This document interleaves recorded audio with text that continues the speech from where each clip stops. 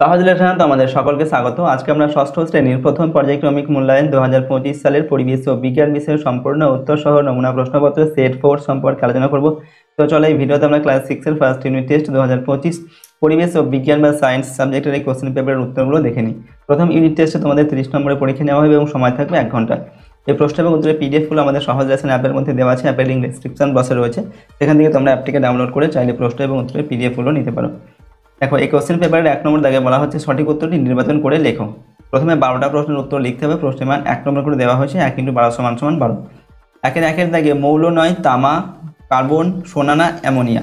ওকে, তো এখানে মৌল নয় কোনটা? সঠিক উত্তর হচ্ছে অপশন ডি একটা হবে অ্যামোনিয়া। ওকে, 2 নম্বর জল, চিনি ও নুনের দ্রবণে দ্রাবক হলো নুন, চিনি, জল, বাতাস। তো জল, চিনি ও নুনের দ্রবণে দ্রাবক হচ্ছে কোনটা? জল হচ্ছে দ্রাবক, ঠিক আছে, যার মধ্যে সবগুলোকে দ্রবীভূত করা হচ্ছে। এরপর হচ্ছে 3 নম্বর দাগে পৃথিবীর শক্তির মূল উৎস হলো পেট্রোল, কয়লা, জল না সূর্য। তো পৃথিবীর শক্তির মূল উৎস হচ্ছে সূর্য। 4 নম্বর দাগে তড়িৎ সুপরিবাহী নয় লোহা, তামা, হীরক না গ্রাফাইট। তো তড়িৎ সুপরিবাহী নয় হীরক তড়িতের সুপরিবাহী নয়। 5 নম্বর দাগে একটি রাসায়নিক সার হলো ম্যালাথিয়ন, এরপর অ্যাসিড, ইউরিয়া, কার্বারিল। তো এখানে এগুলোর মধ্যে রাসায়নিক সার হচ্ছে কি ইউরিয়া, এটা হচ্ছে রাসায়নিক সার। 6 নম্বর হচ্ছে ম্যাগনেসিয়ামের চিহ্ন হলো Mg, Mn, Mo, Mn। তো ম্যাগনেসিয়াম এর চিহ্ন হচ্ছে Mg, ম্যাগনেসিয়াম, ঠিক আছে। এরপর 7 নম্বর ভৌত পরিবর্তন হলো লোহায় মরচে পড়া, দুধ থেকে দই হওয়া, জল ফুটে বাষ্প হওয়া, কাঠ পুড়ে যাওয়া। তো ভৌত পরিবর্তন হচ্ছে এগুলোর মধ্যে কোনটা? না, জল ফুটে বাষ্প হয়, এটা হচ্ছে ভৌত পরিবর্তন, ঠিক আছে। জল ফুটে বাষ্প হয়, বাষ্প থেকে আবার কিন্তু জলে পরিণত হতে পারে, তার জন্য এটা কোনো স্থায়ী পরিবর্তন নয়, তাই এটা হচ্ছে ভৌত পরিবর্তন। 8 নম্বর হচ্ছে ম্যালেরিয়ার ওষুধ কুইনাইন যে গাছের বর্জ্য পদার্থ, সেটি হলো পাইন, রবার, সিঙ্কোনা না পাট। তো ম্যালেরিয়ার ওষুধ কুইনাইন যে গাছের বর্জ্য পদার্থ, সেটা হচ্ছে সিঙ্কোনা। ওকে, নেক্সট 9 নম্বর দাগে গাছেরা খাবার তৈরির সময় বাতাস থেকে যে গ্যাস নেয় সেটা হচ্ছে হাইড্রোজেন, অক্সিজেন, নেক্সট হচ্ছে কার্বন ডাইঅক্সাইড আর হচ্ছে নাইট্রোজেন। তো গাছেরা খাবার তৈরির সময় বাতাস থেকে কোন গ্যাস নেয়? উত্তর হচ্ছে কার্বন ডাইঅক্সাইড গ্রহণ করে আর অক্সিজেন ত্যাগ করে। 10 নম্বর হচ্ছে কাঠের আসবাব পালিশ করতে লাগে রেশম, রজন, পশম, রবার। কাঠের আসবাব পালিশ করতে লাগে, উত্তর লিখবে এখানে রজন, অপশান বি এরটা। 11 নম্বর দাগে অধাতু হলো পারদ, গ্রাফাইট, অ্যালুমিনিয়াম, লোহা। তো এগুলোর মধ্যে অধাতু হচ্ছে কোনটা? গ্রাফাইট হচ্ছে অধাতু। 12 নম্বর Cl কোন মৌলের চিহ্ন? Carbon, cobalt, chlorine, chromium. তো Cl এটা হচ্ছে ক্লোরিনের চিহ্ন, ঠিক আছে, অপশান সি এটা সঠিক উত্তর হবে। পরের প্রশ্ন রয়েছে 2 নম্বর দাগে নিচের প্রশ্নগুলির অতি সংক্ষিপ্ত উত্তর লিখতে হবে। 6টা প্রশ্নের উত্তর এখান থেকে লিখতে হবে। প্রশ্নের মান 1 নম্বর করে দেওয়া আছে। 2-1 নম্বর দাগে কার্বনের কোন রূপভেদ তড়িৎ পরিবহন করে? উত্তর লিখবে কার্বনের যে রূপভেদটা তড়িৎ পরিবহন করে সেটা হচ্ছে গ্রাফাইট। ওকে, গ্রাফাইট তড়িৎ পরিবহন করে, তাপ ও তড়িৎ পরিবহনের সুপরিবাহী এটা, ঠিক আছে, তাপ ও তড়িতের। 2 নম্বর দুধ থেকে দই হয় কোন অণুজীবের মাধ্যমে? উত্তর হচ্ছে ল্যাক্টোব্যাসিলাস ব্যাকটেরিয়ার মাধ্যমে। ওকে, দুধ থেকে দই তৈরি হয়। এরপর 3 নম্বর দাগের প্রশ্ন আদা গাছের কোন অংশ মানুষ খাদ্য হিসাবে গ্রহণ করে? তো আদা গাছের কাণ্ডটাই মানুষ খাদ্য হিসাবে গ্রহণ করে। 4 নম্বর একটি মিশ্র পদার্থের উদাহরণ দাও। উত্তর লিখবে বায়ু হচ্ছে একটি মিশ্র পদার্থ। 5 নম্বর একটি রাসায়নিক সারের নাম লেখো। তো উত্তর লিখবি অ্যামোনিয়াম সালফেট, এটা হচ্ছে একটি রাসায়নিক সার। 6 নম্বর দাগে ফিতাকৃমি কোথায় বাসা বাঁধে? তো ফিতাকৃমি মানুষের অন্ত্রে বাসা বাঁধে।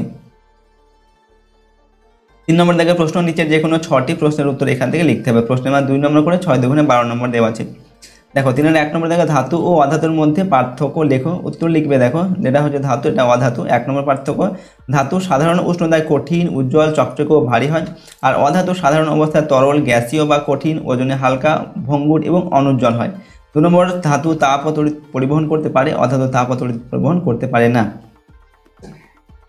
নেক্সট হচ্ছে 3-2 নম্বর পশুর কৃষিকাজে, শিল্পে বা পরিবহনে ব্যবহার কমে গেছে, এর একটি ভালো ও একটি খারাপ দিক লেখো। তো একটি সুবিধা বা একটা ভালো দিক হচ্ছে কি না, কম সময়ে বেশি কাজ খুব সহজেই করা যায় যন্ত্রের সাহায্যে, ঠিক আছে। আর এর অসুবিধা বা এর যে খারাপ দিক সেটা কি না, মানুষ ক্রমশ যন্ত্র নির্ভর হয়ে পড়ছে। এরপর হচ্ছে এরপর এটা 3 নম্বর হবে, ঠিক আছে। পেস্ট কাকে বলে? উদাহরণ দাও। এখানে উত্তর লিখবেন যেসব জীব ফসল, গবাদি পশু, মাটি ও মানুষের ক্ষতি সাধন করে তাদেরকে পেস্ট বলা হয়। যেমন হচ্ছে বিভিন্ন ধরনের পোকামাকড় যেগুলি ফসলের ক্ষতি করে, এগুলোকে বলা হয় পেস্ট। পরের প্রশ্ন হচ্ছে জীবাশ্ম জ্বালানির 2টি ব্যবহার লেখো। তো এখানে উত্তর লিখবে দেখো 1 নম্বর দিয়ে তাপবিদ্যুৎ তৈরি করতে জীবাশ্ম জ্বালানি ব্যবহার করা হয়।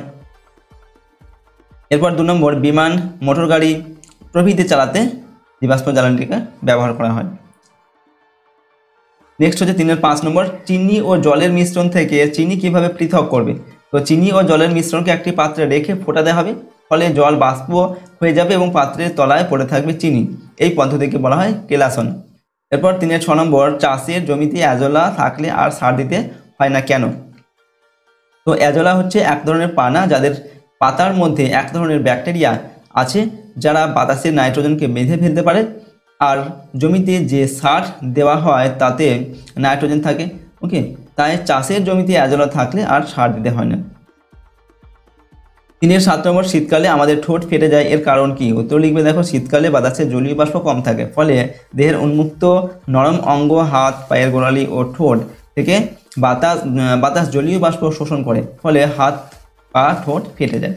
তো এখান থেকে তোমাদের 6টা প্রশ্নের উত্তর লিখতে বলা হয়েছে। তো আজকের এই ভিডিওতে আমরা তোমাদের ক্লাস 6 এর ফার্স্ট ইউনিট টেস্ট পরিবেশ ও বিজ্ঞান বা সায়েন্স সাবজেক্টের একটি মডেল কোশ্চেন পেপারের সম্পূর্ণ উত্তর আলোচনা করলাম। প্রশ্নোত্তরগুলো অবশ্যই তোমরা খুব ভালোভাবে মুখস্থ করে নিয়ে প্র্যাকটিস করবে, কারণ এগুলো তোমাদের প্রথম ইউনিট টেস্টের জন্য কিন্তু খুবই গুরুত্বপূর্ণ প্রশ্নোত্তর।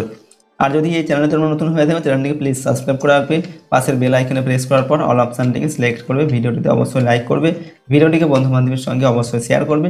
আর এই প্রশ্ন এবং উত্তরের পিডিএফ ফাইল পেতে চাইলে সহজ লেসন অ্যাপটিকে ইনস্টল করবে, অ্যাপের লিঙ্ক ডেসক্রিপশন বক্সে দেওয়া আছে, এখান থেকে অ্যাপটিকে ডাউনলোড করে চাইলে প্রশ্ন উত্তরের পিডিএফগুলো নিতে পারো। তো আজকে আমরা ভিডিওটিকে এখানেই শেষ করছি। সম্পূর্ণ ভিডিওটি দেখার জন্য অসংখ্য ধন্যবাদ।